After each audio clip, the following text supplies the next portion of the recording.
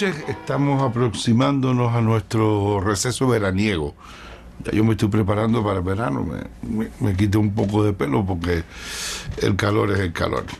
Y hay dos textos que no quiero dejar de compartir con ustedes, que seguramente, bueno, ocuparán nuestro encuentro de hoy y la próxima semana. Y digo dos textos porque uno me llegó en un formato un poco complicado para mí, me llegó en un SMS, y la verdad que es complicado porque para leerlo, ¿no?, tendría que hacer crecer la pantalla un poco, pero voy a intentarlo para ser fiel al origen del texto. Dice: llevamos ya bastante tiempo hablando del cambio de mentalidad y lo seguimos necesitando. Hablar del cambio, pero sobre todo cambiar. Parece que la mentalidad vieja y obsoleta es tremendamente fuerte y hace mucha resistencia. Se niega a ser cambiada. Entre lo que se dice y lo que realmente se hace o se logra hacer, a veces hay mucha, pero mucha distancia. No niego que se han producido cambios que reflejan formas distintas de pensar, pero me parece que aún son pocos. Entiendo que una forma de pensar, una forma de entender las cosas que se ha conformado durante años, no se cambia con facilidad y rapidez. Eso me queda claro. Pero cuando miro a mi alrededor, en mi mismo barrio, veo que unas cosas cambian más rápido que otras. Y lo mismo pasa con las personas. A unas cabezas no se les mueve nada, ni un milímetro, y otras cambian muy rápido. Y no siempre para bien, ni las cosas ni las personas. Entonces me pregunto, ¿lograremos cambiar todo lo que tiene que ser cambiado? Bueno, ¿podremos cambiar todo lo que tiene que ser cambiado? Cambiar cualquier cosa.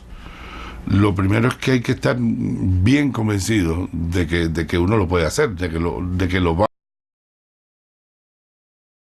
La pregunta, si lo vamos a lograr o no lo vamos a lograr, tiene una única respuesta posible. Pero esto no es sencillamente un acto de voluntad, lo vamos a lograr porque lo vamos a lograr, ¿no?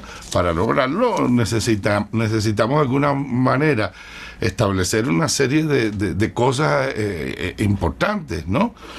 Y que tienen que ver no solo con qué se va a hacer o qué se hace para que se produzca el cambio, sino incluso antes, ¿no? Que es todo lo que tiene que ser cambiado. Eso todo lo que tiene que ser cambiado, ¿qué cosa es? ¿No? Tenemos que tener esas precisiones, ¿ya? Buscan de alguna manera los cambios que nosotros estamos necesitando, que estamos pidiendo, que entendemos que son cambios favorecedores para el desarrollo, llámese de una persona, llámese de una familia, de una institución, llámese del país, es decir, precisar cuáles son esos cambios y obviamente ponernos de acuerdo, ¿no? Consensuar las formas en que los vamos a hacer, es decir, tener un primer consenso de que vamos a cambiar, de que tenemos que cambiar, de que tenemos que cambiar todos y cada uno y que tienen que cambiar algunos y no todos, ¿verdad? Y cómo vamos a hacer ese cambio. Pero, insisto, el punto de partida tiene que ser, es decir, sí. Si empezamos y afrontamos cualquier proceso humano, cualquier proceso humano, uno lo empieza desde, esto no va a salir, uno lo empieza de, no va a pasar nada, va a ser igual que siempre, no lo vamos a lograr. Entonces, mira, mejor no lo emprendemos. Es decir, yo creo que uno tiene que emprenderlo desde una cierta certeza, desde una cierta fortaleza de que lo va a poder hacer. E insisto, no solo como un ejercicio de voluntad, lo vamos a hacer porque lo vamos a hacer, porque somos los bárbaros, porque somos los bárbaros. No, lo vamos a hacer porque sabemos qué es lo que queremos, porque sabemos por qué lo queremos, y porque sabemos cuáles pueden ser las formas a través de las cuales, podremos llegar a ese cambio. Por lo tanto, es una... Pero como en algún momento hablamos, lo recuerdan, de un optimismo argumentado, de un optimismo fundamentado, como dicen algunos especialistas contemporáneos, de un optimismo inteligente. Bien, bueno, Bien, perfecto. Pero yo quiero llamar la atención a partir de este SMS que recibí. Yo quiero llamar la atención sobre algo que me parece que es muy importante. Y por cierto, en los últimos años buena parte de mi ejercicio profesional lo he dedicado a compartir en centros de trabajo, fábricas, centros de estudio, ministerios, etcétera, hablando, discutiendo un poco, pensando sobre este tema del cambio de mentalidad. Y esta es una idea que trato de que siempre esté. Pero cuando uno dice, bueno, vamos a cambiar la mentalidad o no la vamos a cambiar la mentalidad, inmediatamente uno hace así y pone como que la mano cerca de la cabeza, ¿no? Porque dice, bueno, la mentalidad que está en la cabeza. Entonces, claro, si está en la cabeza, de alguna manera que sigue puede ser, bueno, que cada uno cambie. Me dice, bueno, hay cabezas que no se mueven ni un milímetro y hay otras cabezas que se mueven muy rápido. Bien, digo, pero cuidado, ¿no? A veces la comprensión de lo psicológico no es del todo real, adecuada a la noción de qué cosa es lo psicológico, ¿no? Lo mental no solo existe como una producción, como una realidad subjetiva, ¿no? Lo mental, la mentalidad no es solo una cosa ideal del orden de lo subjetivo, extremadamente compleja, se los puedo decir yo y conmigo todos mis colegas de la profesión, ¿verdad? No, el problema es que las mentalidades existen objetivamente.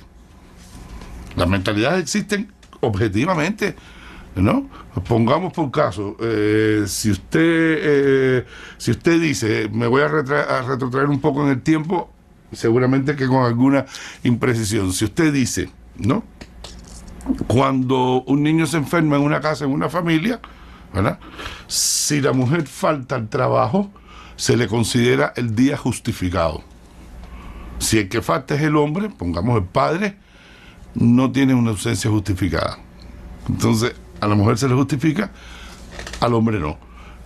Obviamente, la decisión siempre va a ser a favor de que sea la mujer la que se quede con el niño, pero eso está expresando una mentalidad. Esa es una forma objetiva de existir la mentalidad. Eso quiere decir que son las mujeres las que se tienen que quedar en la casa cuando los niños se enferman. Entonces, ¿a dónde quiero ir a parar? Una ley, una norma, una regulación es expresión de una mentalidad, ¿no? Es decir, uno puede llegar a una tienda a hacer una compra, ¿no? Y entonces de pronto hay una persona en la puerta, como me pasó hace muy poco tiempo, en Séptimo y 20 creo que fue, en la Mesón, ¿no? Hay una persona en la puerta, ¿no? A quien se le ha dado una responsabilidad. Y la responsabilidad que se le ha dado es, aquí no pasa nadie, ¿ya? Y digo, porque no puede haber más de 3 personas en el salón. Entonces hay 3 personas en el salón, cierra la puerta y no pasa nadie. ¿Por qué? ¿Por qué? Porque hay alguien que piensa que los que estamos allí, pues vamos a robar, nos vamos a ver otras cosas. Entonces, el problema está, puede ser que hay un problema objetivo, no lo dudo, pero el problema está en la cabeza. Y ese problema que está en la cabeza se convierte en una norma de funcionamiento. Y lo interesante es que son cosas que se van estableciendo, y en un momento que la gente no sabe ni por qué existe, ¿no? Para levantar un muro en una casa 30 centímetros más de lo que ya lo tienes que ir al arquitecto de la comunidad, tienes que hacer 17 gestiones para levantar el muro 30 centímetros, ¿no? ¿Y por qué? Bueno, no, porque así está establecido. Bueno, pero ¿por qué está establecido? No, porque es una norma. Y si es una norma, esa fue una norma que funcionó en un determinado momento porque fue un modo de pensar. Entonces, cuando nosotros hablamos de mentalidad, nosotros no podemos pensar en que lo único que hay que cambiar es la cabeza de la gente. No. Hay que cambiar muchas otras cosas. Hay que cambiar normativas, hay que cambiar regulaciones, hay que cambiar leyes, que de hecho muchas han sido cambiadas, hay que cambiar formas de trabajo, hay que cambiar rutinas, hay que cambiar hábitos que son expresión de esa mentalidad obsoleta, de esa mentalidad antigua. Y si no se cambian esas formas, siguen existiendo y al final ellas imponen un modo de pensar. ¿Por qué? porque hay que hacerlo así, porque siempre se ha hecho así, porque hay una norma vigente del año 60 que dice que hay que hacerlo así. Entonces el cambio de mentalidad tenemos que pensarlo no solo como algo que sucede a nivel de la subjetividad, a nivel de lo subjetivo, sino también a nivel de la objetividad, de las cosas concretas que existen. Insisto, normas, regulaciones, estructuras. Una estructura de funcionamiento define, es una mentalidad explícita. Y eso, como dice esta persona, también tiene que ser cambiado.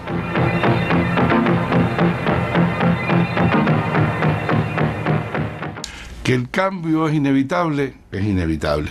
Que el cambio es siempre, porque es inherente a la condición humana. Claro, cuando hablamos del cambio que puede ocurrir es una cosa. Cuando hablamos del cambio que queremos que ocurra, es otra, ¿no? Aquí hay una direccionalidad. Y siendo el ser humano, siendo las personas, los grandes hacedores de la vida humana, pues claro que es definitivo nuestros modos